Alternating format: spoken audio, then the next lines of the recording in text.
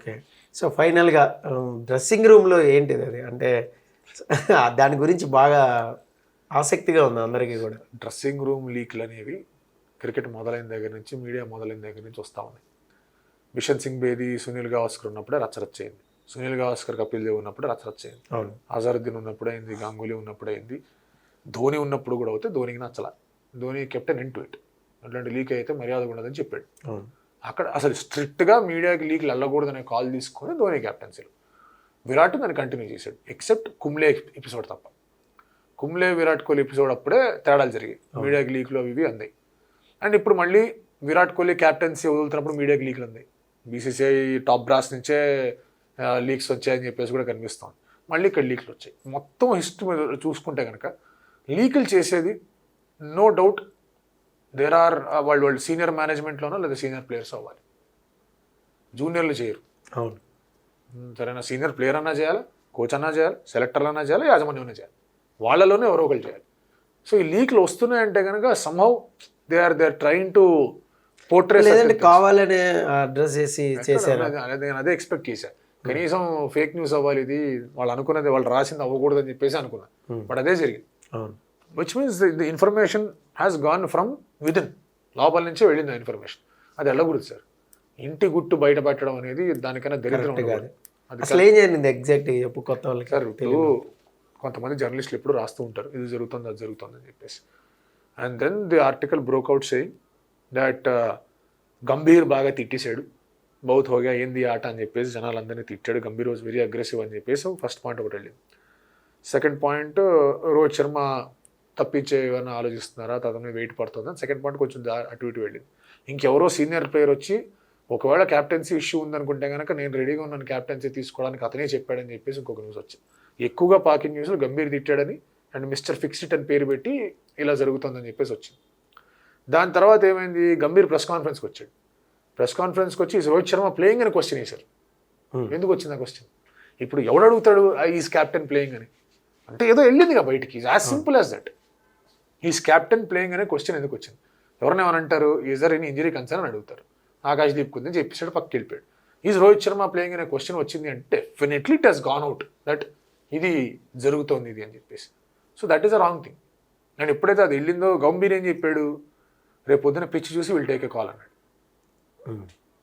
గంభీర్ డైరెక్ట్గా are you asking about captain ఒక మాట అని ఉంటే అయిపోయింది అక్కడ. బట్ గంభీర్కే తెలుసు ఆ మ్యాటర్ బయటకు లీక్ అయింది. సో దానివల్ల ఇంకా తర్వాత కొంతమంది క్లోజ్ క్వార్టర్స్ ఉన్న జర్నలిస్టులు అందరూ రాస్తారు రోహిత్ శర్మ ఆడట్లేదు, ప్రసిద్ధ్ కృష్ణ ఆడుతున్నాడు, నిన్న మధ్యాహ్నంగా న్యూస్లు వచ్చేసాయి. సో అదే జరిగింది.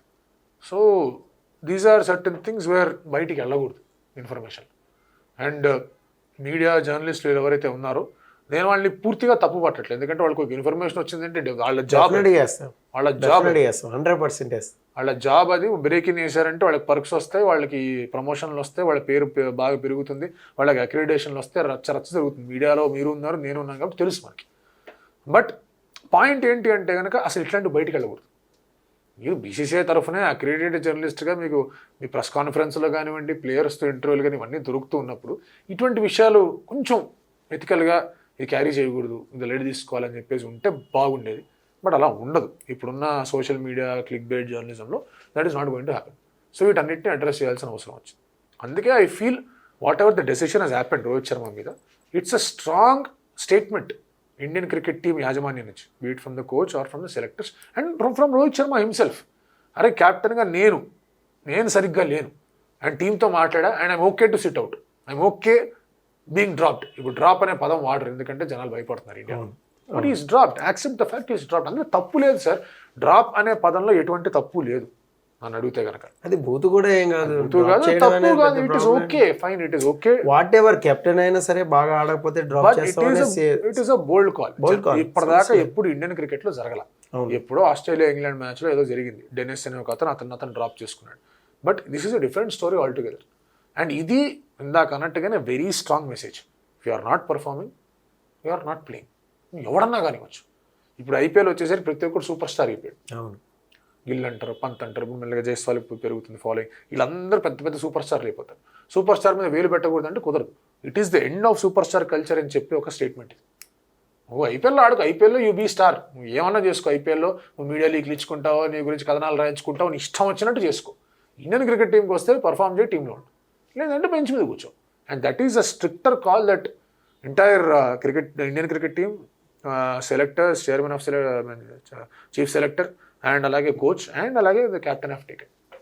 ఈ బుమ్రాకిను బ్యాట్స్మెన్ కి ఏం జరిగింది? నాన్ స్ట్రైక్ బ్యాట్స్మెన్ కి కాన్స్టాస్, శామ్ కాన్స్టాస్ అని వాడు, ఆ అబ్బాయి లాస్ట్ టెస్ట్ మ్యాచ్ లో డెబ్యూ చేశాడు. చిన్న పిల్లాడు, 19 ఏళ్ళు డెబ్యూ చేశాడు. ఫస్ట్ ఇన్నింగ్స్ లో ఆస్ట్రేలియా అంత బాగా ఆ రోజు పర్ఫామ్ చేయడానికి కారణం ఇతనే. బుమ్రాని కొట్టాడు, లెఫ్ట్ రైట్ సెంటర్ కొట్టాడు. స్టార్టింగ్ లో చాలా బీట్ అవుతూ వచ్చాడు, తర్వాత 2-3 రిస్కీ షాట్లు ఆడాడు. బుమ్రా కూడా కొంచెం అక్కడికి అదే ఛానల్లో వికెట్ టు వికెట్ వేద్దామని ప్రయత్నిస్తే వికెట్లు పడ్డాయి. అది పెద్ద ఇంపాక్ట్ క్రియేట్ చేసింది. ఆ ఇన్నింగ్స్లో వాళ్ళు అంత స్కోర్ చేశారంటే కానీ ఇతని ఇంపాక్ట్ అనేది చాలా స్ట్రాంగ్గా ఉంది. అండ్ అతను ఎప్పుడు కూడా ఒక గొడవతో వెనకడుగు వేసేవాడు కాదు. గొడవ అంటే కమాన్ అనేవాడు. కొంచెం స్లెడ్జింగ్ కూడా చేశాడు, జైస్వాల్ని స్లెడ్జింగ్ చేశాడు, అంతా కూడా చేశాడు. ఇవాళ ఏమైందంటే 185 ఆల్అౌట్ అయినప్పుడు ఇండియాకి 4 ఓవర్లు వేసే అవకాశం ఉంది. ఓకే, 3 ఓవర్లు అయ్యాయి, అంటే 2 ఓవర్లు అయ్యాయి, 3 ఓవర్ జరుగుతాం. ఖవాజా కావాలని కొంచెం స్లో చేయడం, అదే లాస్ట్ ఓవర్ అయిపోయి లాస్ట్ వికెట్ పడకూడదు, జాగ్రత్తగా ఆడదామని చేస్తుంటే బుమ్రాకి తెలుసు అతను ఆ పని చేస్తాడు. బుమ్రా చాలా తెలివిగా ఏంది ఆయన చేసేది అన్నట్టుగా ఒక ఇండికేషన్ ఇచ్చి వదిలేడు. అడ్డం రావట్లేదు అన్నట్టు, వాట్ ఈస్ దిస్ అది ఇది అని అనలేదు. Definitely Bumrah is also under pressure, wicket పడాలి వాళ్ళు, that is what there intention is. వాళ్ళు స్లోగా ఆడతారు, కాన్స్టెన్స్ ఇష్టం వచ్చి ఊపేస్తున్నాడు బ్యాట్, వికెట్ పడుతుంది బుమ్రాకి తెలుసు. అందుకే ఇంకొక ఓవర్ డెస్పరేట్గా కావాలని చెప్పేసి ప్రయత్నం చేశాడు. బుమ్రా కాలేసరికి కాన్స్టెన్స్ కూడా తిరిగి ఏంటి బౌలింగ్ వేయలేవా, ఆగలేవా అన్నట్టు ఏదో మాట్లాడాడు. బుమ్రా నిన్ను అడిగానా, నీ ప్రాబ్లం ఏంటి, నీకు ఏందిరా అని చెప్పి ముందుకెళ్ళాడు. అంపైర్ వచ్చి కాదు ఆపండి let get on with the ball అది ఇది అని చెప్పేసరికి వాళ్ళిద్దరు మళ్ళీ పిచ్ మధ్యలోకి వచ్చి మాట్లాడుకున్నారు, ఖవాజాను కాన్స్టస్. అవును, ఉస్మాన్ ఖవాజా అనే బ్యాటర్ జస్ప్రీత్ బుమ్రా 7 సార్లు దొరికాడు. అవును, టప టప టప టప టప దొరికాడు. ఒక్కసారి సిరాజీకి దొరికాడు, 2 సార్లు సిరాజీకి దొరికాడు, 5 సార్లు బుమ్రాకి దొరికాడు, 5 సార్లు దొరికాడు. సో మళ్ళీ అదే లాస్ట్ బాల్ అదే ఛానల్లో వేసాడు, ఎడ్జ్ తగిలింది, క్యాచ్. అవుట్ అయిన బ్యాట్స్మెన్ ఖవాజా, నాన్ స్ట్రైక్లో ఉన్న బ్యాట్స్మెన్ నాన్ స్ట్రైక్లో కూడా అవుట్ అవ్వడు అన్లెస్ తగిలేటో రన్ అవుట్ అయితే తప్ప. అందరూ నాన్ స్ట్రైకర్ దగ్గరికి వెళ్ళి సెలబ్రేట్ చేసుకున్నారు. అవును, ఎందుకురా గెలికేవాళ్ళు. అవును, బట్ ఒకటి గుర్తుపెట్టుకోవాల్సింది ఏంటంటే 19 ఏళ్ల వాడు is getting under the skin of Indians because అతను ఆడే విధానం అట్లాంటిది. ఇండియా దగ్గర ఎక్కువ స్కోర్ లేదు.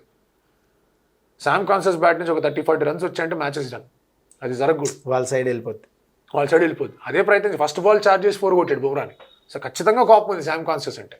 అదే Sam Kansas Virat Kohli dash కొట్టాడు, విరాట్ కోహ్లీకి ఫైన్ వేసారు లాస్ట్ మ్యాచ్లో.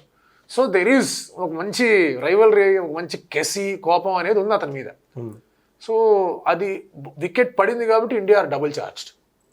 అండ్ ఆ ఒక్క ఫీలింగ్తోనే ఇండియా మళ్ళీ have to make early inroads. లేదంటే కనుక సార్ 185 కొట్టారు. ఈవెన్ 50 రన్ లీడ్ కూడా మ్యాచ్ ఆస్ట్రేలియా తిప్పేస్తుంది. ఇండియా ఎంత కాదనుకున్నా కూడా India should get a lead here, లేదంటే it is going to be tough. Okay, thank you Sandeep, thank you very much.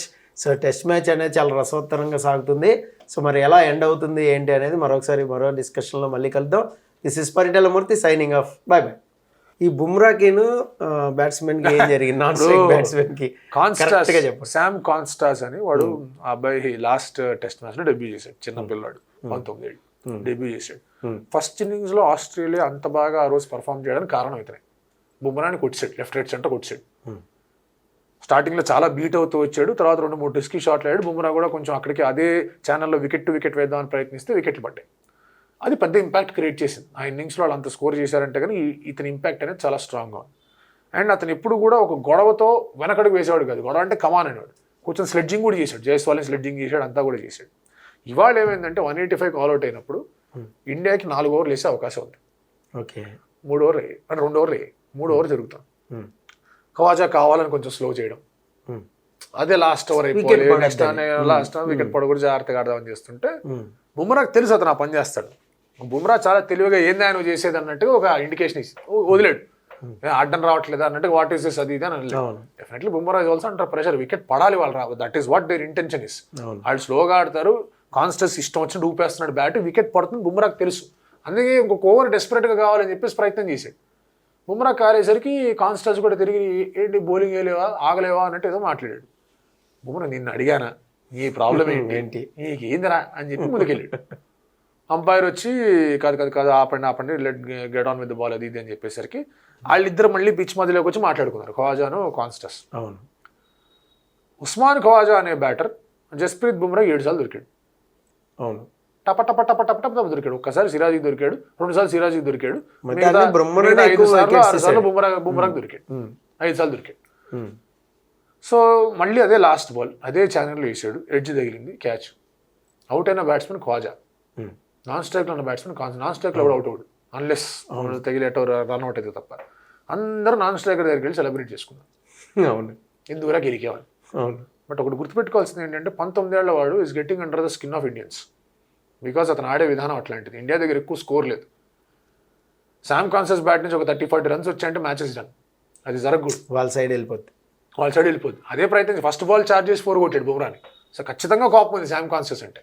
అదే శామ్ కాన్సెస్ విరాట్ కోహ్లీ డాష్ కొట్టాడు, విరాట్ కోహ్లీకి ఫైన్ వేసారు లాస్ట్ మ్యాచ్లో. సో దెర్ ఈజ్ ఒక మంచి రైవల్రీ, ఒక మంచి కెసి కోపం అనేది ఉంది అతని మీద. సో అది వికెట్ పడింది కాబట్టి India are double charged. And ఆ ఒక్క ఫీలింగ్తోనే ఇండియా మళ్ళీ have to make early inroads. లేదంటే కనుక సార్ 185 కొట్టారు, ఈవెన్ 50 రన్ లీడ్ కూడా మ్యాచ్ ఆస్ట్రేలియా తిప్పేస్తుంది. ఇండియా ఎంత కాదనుకున్నా కూడా India should get a lead here, లేదంటే it is going to be tough. Okay, thank you Sandeep, thank you very much. So test match అనేది చాలా రసవత్తరంగా సాగుతుంది. సో మరి ఎలా ఎండ్ అవుతుంది ఏంటి అనేది మరో డిస్కషన్లో మళ్ళీ కలుద్దాం. This is Paritala Murthy signing of. By by.